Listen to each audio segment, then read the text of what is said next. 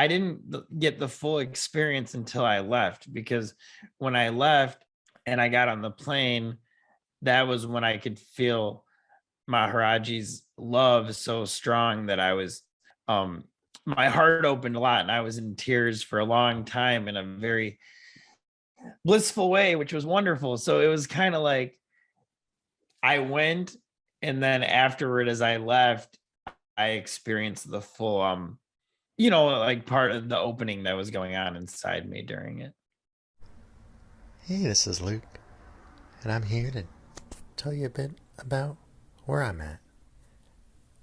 I recorded this interview, this conversation with my friend Alex about 2 months now, and the idea arrived about three to record a pair of conversations when I heard that he'd be traveling to India on a spiritual pilgrimage to see some sites that are very important in a lineage that we share an interest in. And I suppose if I were to analyze it, the idea behind recording two interviews is to try to note if there was any obvious change, any energizing or empowerment that came through, or immediate lesson, something that came through in the contrast of the before and after. But I know that I really appreciated getting to have the conversation with him and getting to hear about what this experience was, and the perspective that it gave him. And I really appreciate that on the morning where I was suddenly feeling really dislocated and uncertain of the future, and I tried to cancel the interview, Alex encouraged me to still have the conversation and record it, just being where I was at the time and not worrying about the bigger thing. Thanks for listening. Yes, I agree. And it reminds me of a weird thing that happened to me is I went to this breathwork event like 2 days ago in Chicago, and yesterday, no, yeah, 2 days ago, and it was really powerful. It was a man named Witalij, and he's from Poland, and he runs all over the world. I think they said in the last 8 months he worked with like 27,000 people, so there was like 300 or 400 people there. And he's not like a certified credential, he just like started using breath work for himself. And he says his qualifications are he does ayahuasca every 2 weeks. And but he knows what he's talking about, and he has you do like breath technique through the mouth, which is different than normal pranayama. But it's very like they work up a bunch of energy, there's music playing, he's saying stuff, and you're breathing these ways. And people are crying and screaming, like literally screaming and all kinds of stuff, because they're letting so much stuff just like go and release and come up. But the reason it was really powerful, but what I brought up was because I had a bunch of insights, small ones during it, about conversations I like, things I wanted to do, and people I wanted to like reach out to, and like conversations to have. And they were from a very deep place. It was like with the veil being gone due to the thing. And some people probably got more, I would say, than me. I don't have a lot of trauma I'm holding on to, and I did it lightly. Like I did participate fully, but I didn't go super heavy. But this is what came to me. But what's interesting is because you said, what do we put out into the world of what comes up? And like all the people that I reached out to afterward that it came to me to do, which was like, I think about 4 instances, 4 or 5, none of it seemed like it ended up being a good thing, or like received in a manner that was, yeah, that was like what it felt to be. So that really, I've been thinking about that for a couple days, because when these things came to me, they were so clear. And so it's interesting because I was in a higher state of consciousness when it happened. So is it maybe that because those beings that I'm thinking of, maybe if they were also in that state they would jive with what I was saying. But since I'm back to my normal waking state and so are they, it didn't do it. So yeah, so I realized maybe that like those connections with the beings that could then take the form of thought patterns in my mind might not necessarily have to come out that way or even be said, even if I feel it. And it also made me realize that I think there's a lot of work we really could do with others through silence, just through connecting with them in our heart and not even having to be with them or say anything, just like how Neem Karoli Baba would change people through their hearts in like silent yogis. So I don't know. I've been contemplating that. It was really weird because usually I had these insights and I'm like, ooh, I gotta reach out to like this person. And it was like no answer and no answer. And I was like, what? Oh man. Yeah. And then one that did, it just didn't go well. So yeah. Yeah, that's so interesting. Of course, the lesson can just be in it not going well. But I really right there with you on glimpsing different paths, seeing different ways that life can branch out from a moment, and how when I'm living more in line with my highest self or less in line, the paths or connections or the salience of them kind of changes. And so in one moment, a thought that is like, oh, this is clearly definitely the thing that I should do and like be putting all my energy to, then I start putting energy into it and it doesn't pan out quite the way that I predicted.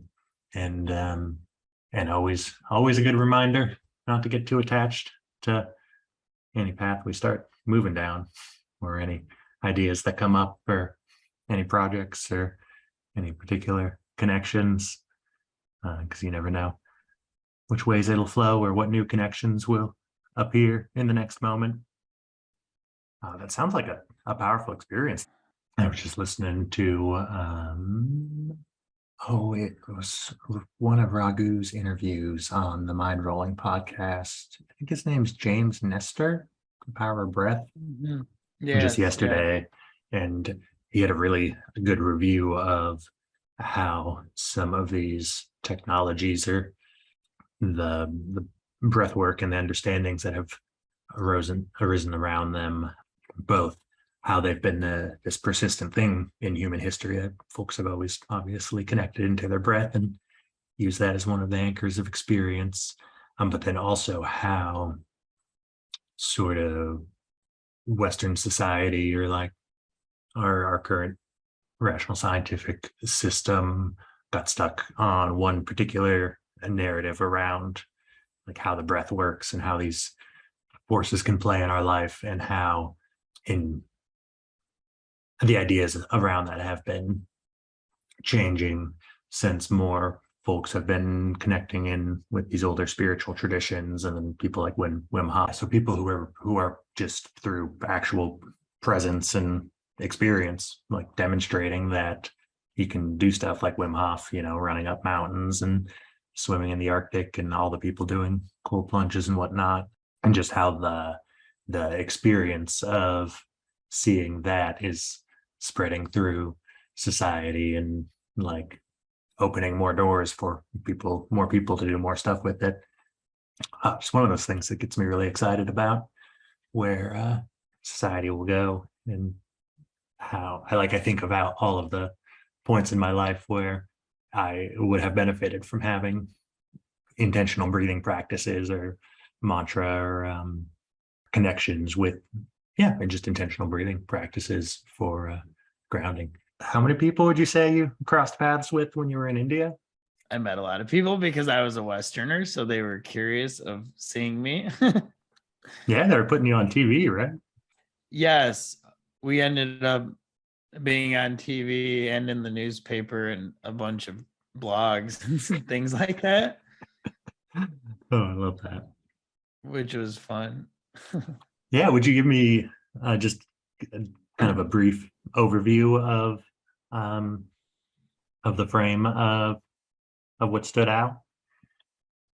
It was very interesting place. The drive from Delhi to northern India in the foothills of the Himalayas, where we stayed and where the Kainchi temple is that we were going to be around, was a beautiful drive because you got to see 9 hours of India. So you got to see how the people drove and go to restaurants and the different vehicles they drive in, the rickshaws and little motorbikes, and drive through all the just the villages and see everybody in their culture. So that was wonderful. Um the essence I got out of being there was one, to come back because I feel that I have more work to do and time to spend in India, but I got a great amount of love, and that was the biggest part for me. I always say I hold very little expectations in the sense of I don't go places or do spiritual. It was a spiritual pilgrimage, a spiritual journey in nature. So that was the purpose of it, but I don't hold expectations at all about I want to get this or let go of that or experience. I just trust that it's part of the process that I'm there, and that that's how it's supposed to be happening. So in India, I know when we had talked before I went, it was definitely mind blowing, completely different world. I was met with much hospitality. It's beautiful because everybody greets you in a spiritual type of greeting, like a, a bow and a namaste, or Ram Ram, which is a name of God, or Hare Krishna, whatever their particular path is, whatever their families. If you're by a family that likes Krishna, then they'll all say Hare Krishna to you. But if you're by Ram people, they'll say Ram Ram. So it's wonderful seeing love and devotion so alive in the culture. And so we would go to these temples where these great saints used to sit and meditate and live, such as Swami Vivekananda or Maharaji Neem Karoli Baba or Sombari Maharaj. And you would go to these little kirtis, they're called, and they're like built-in caves into the ground where they would sit and meditate. And it's very well understood out there that you get a great spiritual blessing by going to places that like the energy is permeated by holy beings, by meditating there, by being around there, by bowing. So it's not just seen as a historical intrigue, such as, oh, this is like curious, this is where Abraham Lincoln used to live, or that kind of thing. It's done for the devotion and the spiritual growth of the practitioner, of the person coming. And so it's very well known and valued in the culture, the power of great saints and of connecting with them. So that's cool. And for example, the Bandara event we went to on June 15th, which is mainly where all the interviews were, that was at Kainchi Ashram in near Nainital, India, and tens of thousands of people come. And Maharaji used to do that himself. And he told people, he said one day there'll have to be a separate entrance and an exit because there'll be so many people. And now there is. And so people drive from all over the country to get this prasad, this holy food, and to get the darshan, the blessing. And it's really profound because could you imagine out here somebody, I live in Indiana, and it'd be hard to imagine somebody driving 12 hours from Indiana to Alabama to go to a church and get some food and then drive home. But that's what the people do, and they'll spend a whole day like doing that just to be there for a couple hours because they understand the significance of going to the temple and getting the energy of the bandara and getting the prasad. So it's cool to see it alive in the culture, and it was wonderful to be practicing and going to the temples and the people to see that you're involved in their tradition, in their Hindu tradition or their spiritual path, and not just a tourist kind of coming to see, but that to be a part of it. And that kind of seemed to bring great joy to the people. You know, they would look at me and Nikki, very our friend who went with me, very curiously. But once you smile back at somebody or something, then they're like, oh cool, this person's cool, because they don't really know like what you're like, you know. So yeah, it was fantastic. Basically, we spent all the days at Kainchi, but we went to many different temples in the area, and they were all wonderful. And when I go back in the future, I would like to spread out even more a little bit. But yeah, it was a very wonderful trip, and I didn't get the full experience until I left, because when I left and I got on the plane, that was when I could feel Maharaji's love so strong that I was my heart opened a lot, and I was in tears for a long time in a very blissful way, which was wonderful. So it was kind of like I went, and then afterward as I left, I experienced the full you know, like part of the opening that was going on inside me during it. Wow. Wow, thank you. Yeah. What do you do on a plane ride, like after an experience like that? How do you spend that time the flight back? I was listening to, during the times while I was crying, I was just listening to Krishna Das play kirtan music, and was kind of just laying there. And luckily on that flight we had to wear a mask, so the people next to me probably didn't think I was too weird, because it was like partially covered. But I'm sure they felt the love. I did that, and then I was reading a book called Prem Avatar, Avatar of Love, and it was 100-page book about Maharaji that one of the devotees I met had bought me at the temple.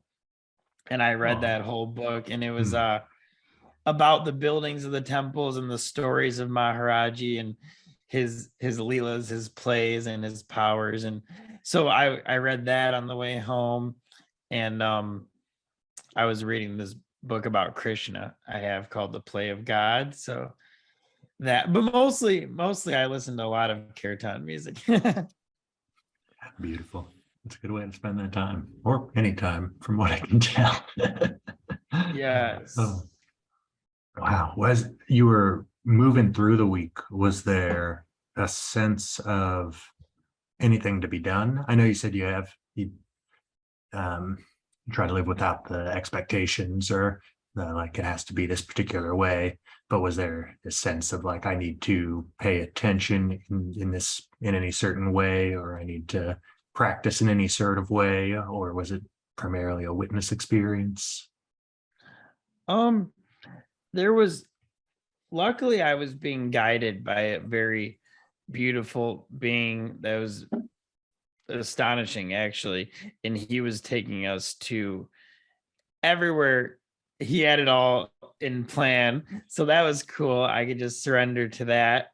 And it wasn't, when I was out there, it wasn't that we were doing intense spiritual practice. A little bit in the mornings I would do still what I normally do, but it was more being mindful of where I was, I guess, just being present in each situation. And so I don't know if I would say it was a witnessing experience, or just, yeah, it just was what it was. And I didn't have to very much I didn't have to plan very much. Although I did realize that it is a lot of time, and we stayed because the Bandara was on June 15th. But normally I would say if I went there again, I would probably in that area, instead of about 6 days, probably need just 3 or 4, and then go on to a different area, different temples. So that was one thing I learned too, was probably like 3 or 4 days would be sufficient in a different circumstance, and then I would go probably to a different place in India. I imagine you can spend a lifetime. I mean, obviously people just live their whole lifetimes in the place, but when you have that amount of history, of energy invested into space, into land, cultivated into like these temples and these shrines, and sustained through meditation and chanting and pilgrimage over all this time. It must be a process of balance to know how to get a sense of how you could even open up to everything that's there. You know, I imagine you'd take years of regular travel to like physically visit all of India, or even just all of the spaces that were important in any individual figure's lives. Yeah. Hmm. It was yes, there's a lot there. There's a lot of very holy places and sites all around the country. So it would definitely take some time, but I knew that the week I was there was it was meant to be that way, and it was what I needed to do, and definitely was a great decision to make, and I'll definitely be going back next year. Hmm. Yeah. Yeah. It's already been in my mind. Various intentions around traveling and finding myself in different spaces, and I feel those intentions growing stronger through your inspiration. So thank you for everything you're sharing. Were you holding on to anything from the experience as you were moving through it? I mean, obviously you were accepting gifts that people were given to you, but in terms of like, were you journaling? Were you taking pictures? Were you recording stuff for other people? No journaling. I bought stuff for people, just some things, malas and different things like that, and brought them for blessings at the temple, and Oh, made prayers for people with an item I had brought of somebody's. So I did a little bit of that. And yeah, I wasn't a huge photo person, and I was lucky that my friend Nikki was kind of made me a photo person. So I was taking videos and photos, and I was shown how to make reels on Instagram and stuff like that, where you combine a bunch of little videos with music. And actually, it was wonderful. That was one of the most wonderful things that happened, because I learned that you could convey what you're doing like that so well, and then you put the music behind it, and it conveys the spirit and your spirit. And so many people have told me that they felt like they were there with me and living through me, which was so exciting. And I wouldn't have done anything but take a few random pictures.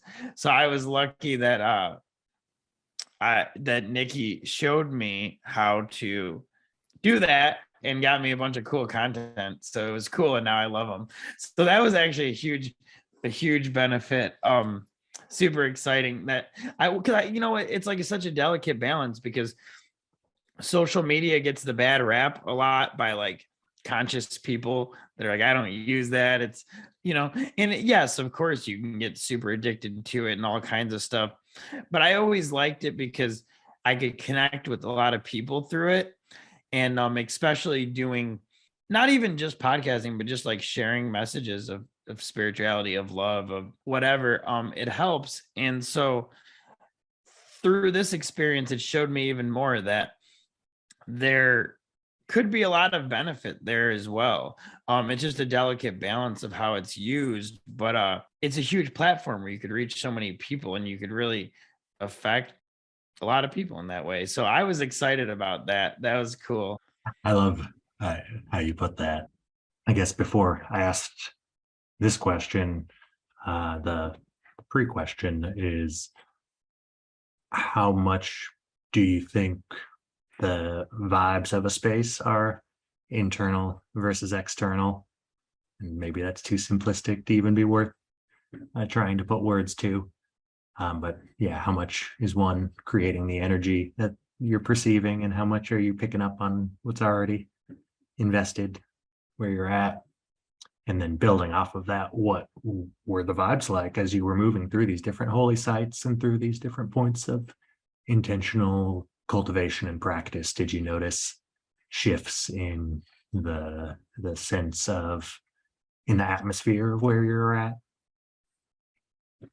It's hard to say. For me, yes, but it could be because since I have a strong affinity and reverence for those beings and those places that it evokes that inside of me. I also think it depends sort of where one is at on their journey. So if somebody came there, for example, as a sort of spiritual explorer that had never really been exposed or done much, say, practice, or whose heart was very closed, I think there would be a very high chance of a very substantial breakthrough happening, of a great awakening. But I think it just depends on the person and what their karma's right for and what's called on in the moment. So for me, I still had normal feelings that I would have of throughout the day, just passing feelings and changes.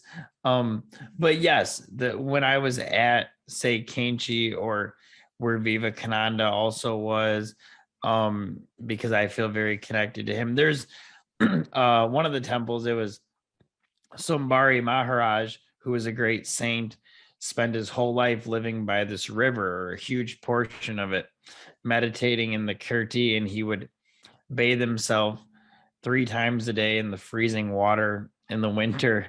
And Maharaji also came there after, and he was like, a great saint used to be here. We're going to build a temple here. And they did, which is very cool, very powerful.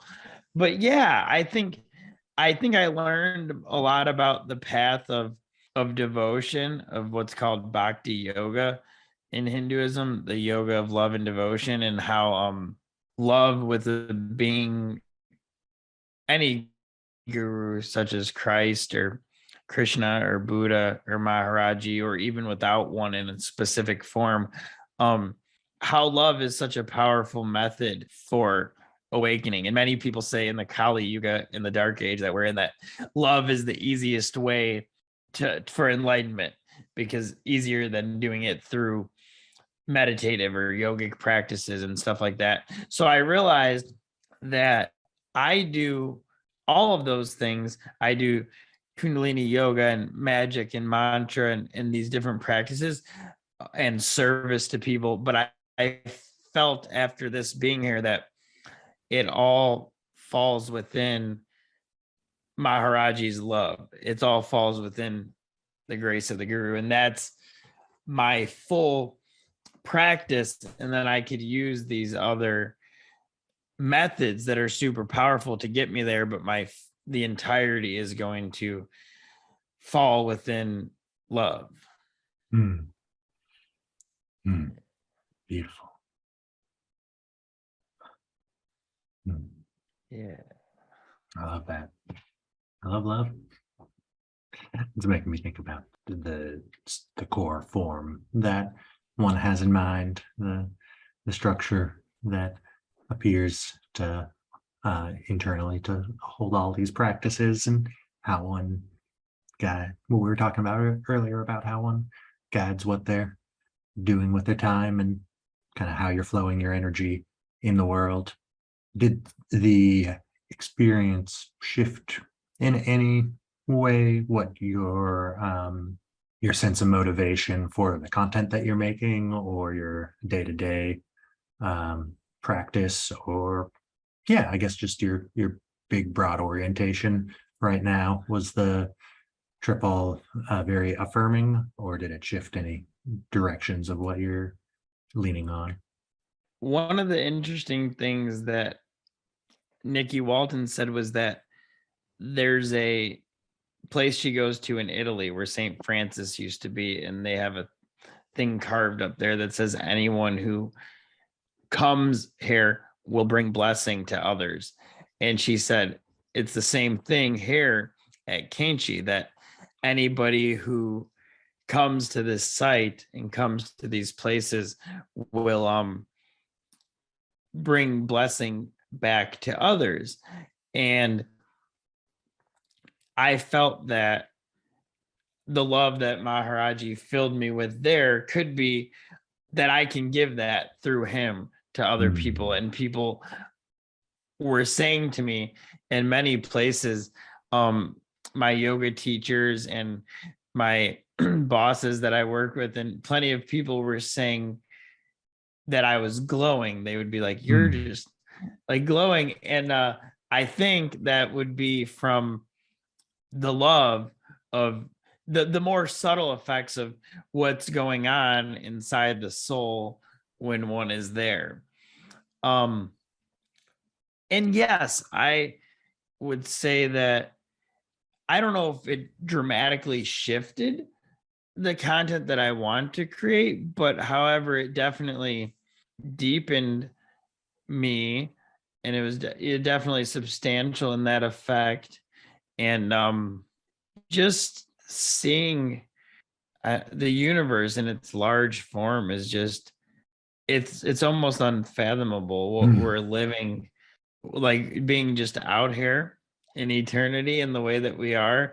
And how our true nature includes where we are here, but is also so much more than that as well. And the extravagance of figuring out that what I seen on the trip when I was flying back home, when I could sense what Maharaji was was like a pure awareness that was love, that was everything, but also kept, like what it seemed to me, kept this little vestige of staying connected to form in order to help us, because beings are just out here in eternity, and once they're liberated, they can whatever dissolve back into the source, to the one, to God. But if they have vast compassion for other people on the path like us, they help us, and like those kind of beings are who what calls us to the beyond, back to our true nature. So I guess I understood love differently, and I understood the term of a guru and what a guru is differently. I wouldn't say differently, that's the wrong way to say it, but more fully. And I understand more in a deeper way, like when Ram Dass would say that everything rests within love, that love is everything, and it's not like an emotional, just a feeling that comes and goes, but what constitutes everything. And I know your path, I don't even know, but it's got to be love, because that's all that I get from you is like bhakti. So I would assume thank you. That has to be a path of love to what I see. Oh, that's warm and kind. Thank you. That's the thing that I come back to. And Occam's razor, if I have to simplify, make choices, and try to understand what's going on, I lean towards love, lean towards I guess it's Occam's razor, because to me it's the simplest explanation in any given circumstance. Anytime I seem to feel like I have any grasp or understanding of anything going on, and then spend any amount of time with it, this sense of deepening and of complexification and really contextualization of how it all fits together, how everything spontaneously arises and just as spontaneously falls away.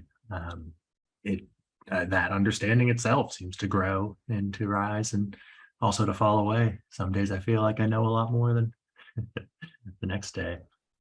Yes. Everything just arising, existing, and passing away. Yeah, and I so many questions that I feel like I want to grab onto all of you, knowing while it's here in this moment.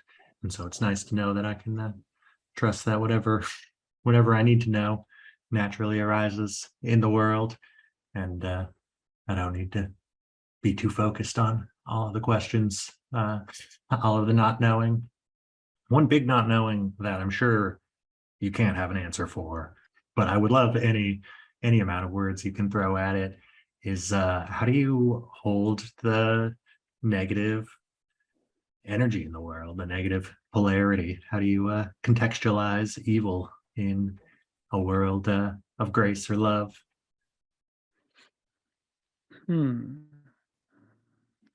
Well, that's a very good question. Um, I would say if we look back at the root first, that right, so everything comes from one, you could call it one because that's the easiest way to kind of describe it, but like everything comes out of the source or the consciousness or the infinite, which is actually neither good nor evil, and it comes into this play of form. It just bursts out into unending universes with all the possible experiences of eternity happening, from the darkest realms of hell to like the highest astral heavens of just bliss, where everything is like nectar of the gods and pure ecstatic trance. And all of that falls within existence or relative existence. So it's interesting to note that from that higher perspective, is that there's vast bliss, but there's definitely vast suffering in the universe for sure. And that's why Buddha said so much about getting off the wheel of birth and death. That's why this earth can be called the Vale of Tears. Existence can be called the Vale of Tears.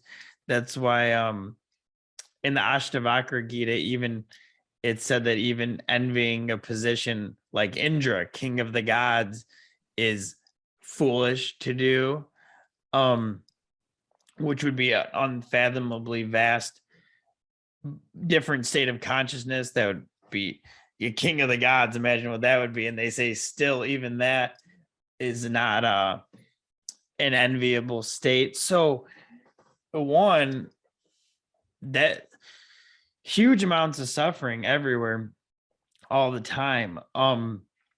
I do think that the bliss and the pure self of awareness is always there too, and that's another flip. And also that's how it really is, and that's why we can venture into this play of form, because really we're the untouched awareness behind it. But I think people have a lot of self-righteousness about being good, which you can hold on to, but really doesn't do or change much.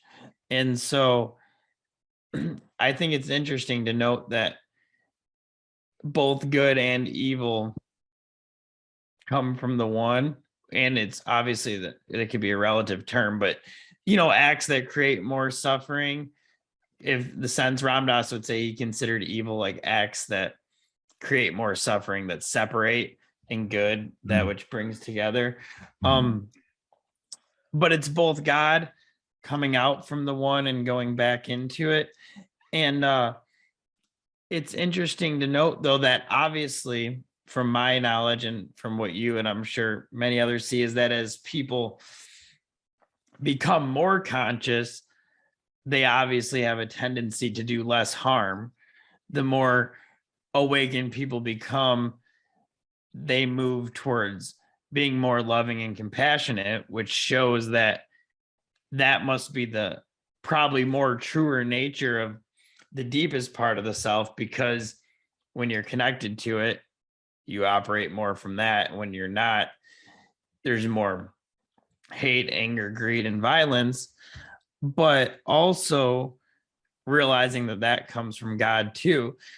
And then on the lowest level of it actually happening, it's extremely difficult to deal with, because you can't, people are mad about things, people get hurt. Like I just seen in the news outside of somewhere in Texas, they just found a truck that had illegal people were getting brought into it, and 51 people they found dead in the truck because it was left.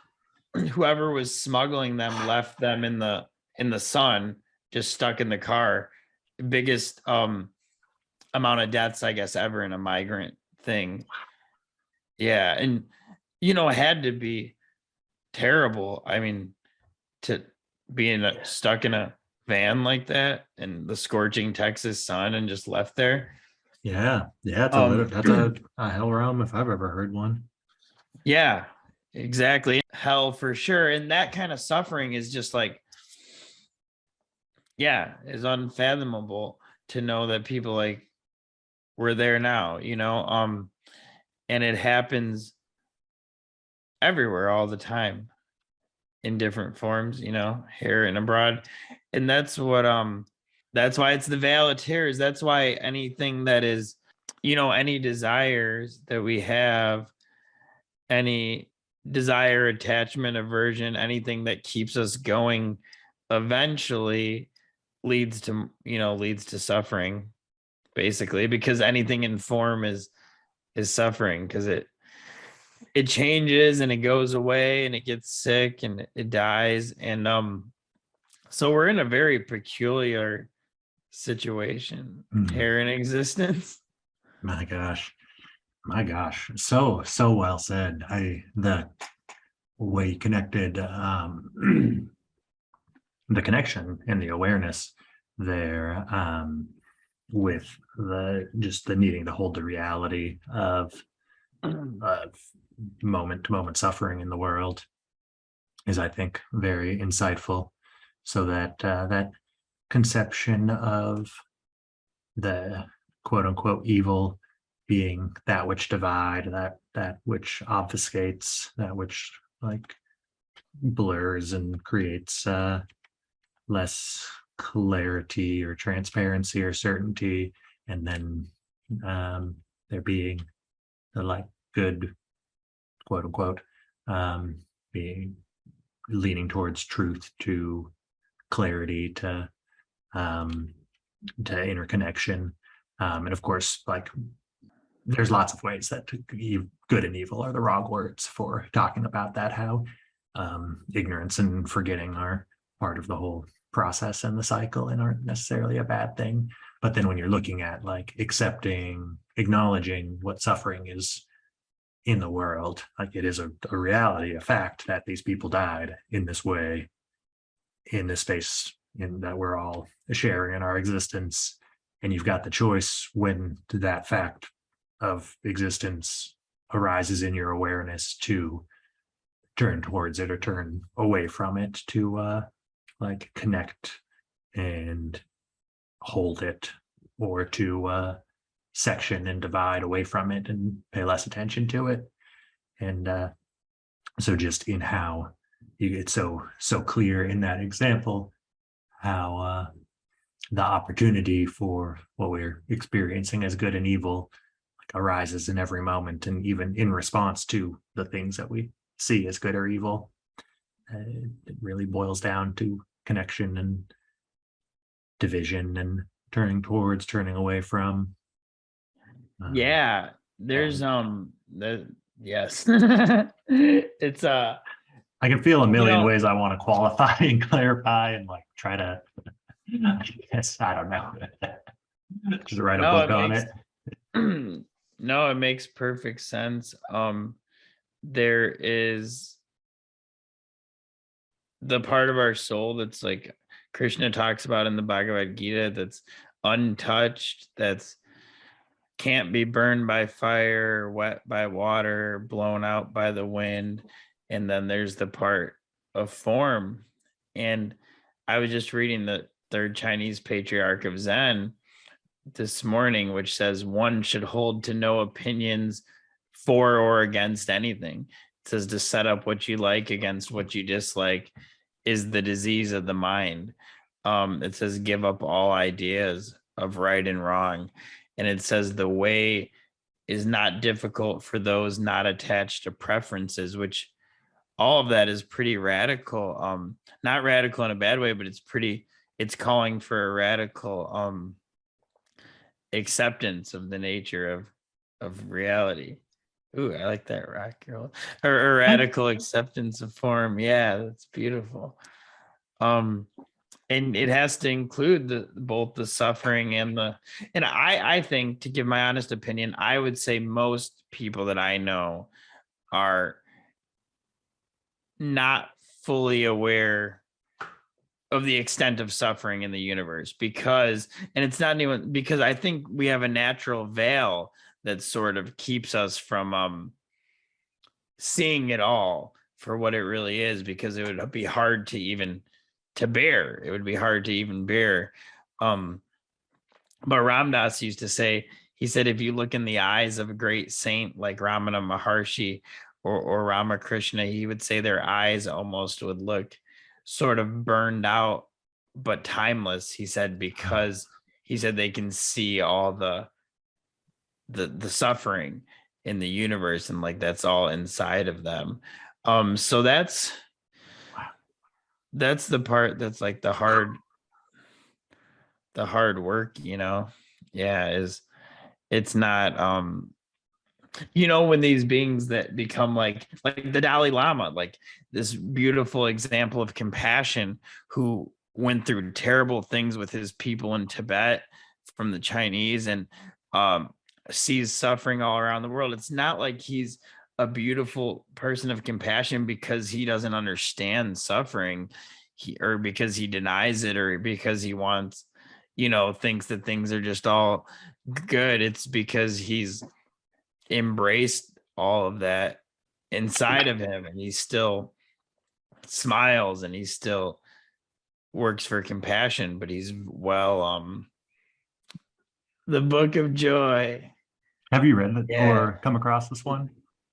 No, yeah, I've seen it plenty of times, but no, I have not read it. I did get the book you just sent me in the mail. Oh, good. Yeah. Excuse me. Yeah, I won't send you this one since I just sent you the last one. I mean, I would if you asked me to, but I know you don't need a million books sent to you.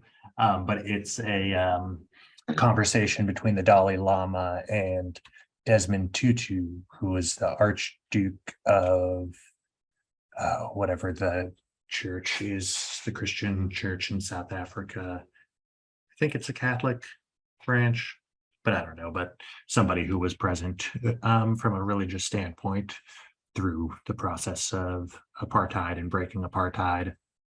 And I'm only maybe halfway through it. I've picked it up and put it down a few times. But it really, everything you were saying there about seeing and holding the suffering of the world and still expressing, turning towards the joy of being is so incredibly embodied in these individuals. Beyond my conception. That's beautiful. Yeah, we're living in yeah, I can imagine that his depth, the Dalai Lama's depth of wisdom, understanding, and compassion is probably nearly unfathomable. And that other man, I'm sure, as well. Earth is like a middle ground. And there's an artist I love named Sleeping at Last, and he said we fell in love with this middle ground at the cost of our soul. And yeah, and that's where we are. It's like a middle ground. It's like there's lots of loving people here, lots of joy, a beautiful earth, beautiful planet, and there's also a definitely equal, if not greater, mix of suffering. So it's a middle plane. That's why it's said that earth is such a good plane for a spirit to do work on, because it's there's enough suffering that it's gonna bring you to, that it could bring you to awaken. Yeah, if you're trying, if there's some connection to the neutral state there, one would need to be in the middle, or it would follow that there would be merit to be in the neutral plane, or the plane that has access to higher and lower, or other spaces. I'm thinking about both the Tolkien in Middle Earth And then I guess that's probably coming from Norse mythology and Midgard in the like middle plane there. But neither of those are ones I know enough about to wax on. I'm really glad you brought up the eye contact, or the depth of experience and that which is held or perceived in eyes, because as we're about out of time here, my last most important question I wanted to ask about was, did you notice any difference in eye contact, either from what you were tending towards or what others were tending towards? And did you have any notes or experiences around like what in making eye contact with people, what that was like? I usually look people in the eye as a form of just connection. And I think when I did that in India, I was pretty much met with much of the same. I mean, there's plenty of variety of people, and they're people just like us. But I always lean in favor of eye contact, and especially because many of the people I met didn't speak the same language as me, or very little English. And that would be the best way of greeting them, is just to bow and look into their eyes. So I don't think it's met in a weird way, as it might be a little less common in the West. I think yeah, that's how I looked at people and was looked at. But also they are people just like us, and living their lives, and they're all different, and India's became more modern, so not all of them are on the same spiritual journey, but like it is very alive in the tradition for sure. And the people do seem to meet you, like, I mean, literally since I left for like a couple weeks, it's getting a little better now. My whole sense of time seemed to be different. It was very strange. It was like it was passing more quickly. It wasn't like I felt rushed, but it was like the time was just going. And I remember Ramdas used to say about them being slow at things out there, that they don't really live in time. But there is a little bit different quality to the presence, and people are just everywhere out on the streets, and just they're just out there, like at the Bandara, people are just in the dirt with little kids hanging out. And there is a little different quality to it. I'm sure it's different in the big cities and the more modern places, but I think there is a sense of sort of timelessness, not like to an extreme sense, but it's different. It's definitely different, because I noticed it when I got home that it wasn't something I chose. My days were just, it was kind of weird. They were just passing like it was nothing. And maybe that was a sense of that timelessness being carried with me. Yeah. And these are things that are so hard to even catch in perception, much less put into words. Things like time and just the presence of interacting with other people. Here, the default is to that which is experienced is how things are, and so it takes even a lot of variation in experience and like different senses of time and different experiences of presence, often to even notice that there are variations to notice. And then once you start noticing that, like even putting words to it, I don't know. I certainly don't have any answers. Yeah, the bottom line of things is just that here we are. Yeah. That's why like self-righteousness and indignation doesn't do anything, because no matter what, it is what it is, and here we are, and this is what we got. So it's just, is this moment now. Oh, wow. Yeah.